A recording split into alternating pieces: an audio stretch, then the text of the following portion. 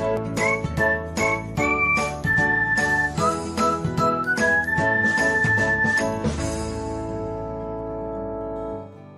everyone, welcome back to another episode of Technologyglance.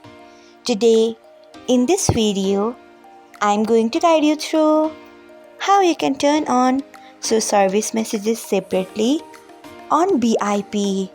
So, let's get started.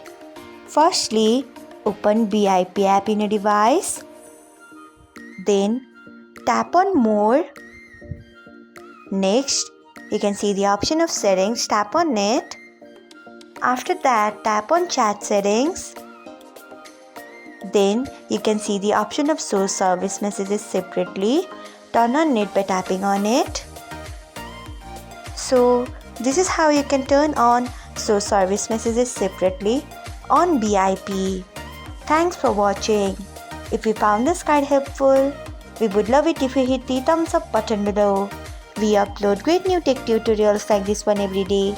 So do not forget to subscribe to our channel and hit the bell icon so that you'll never miss another update.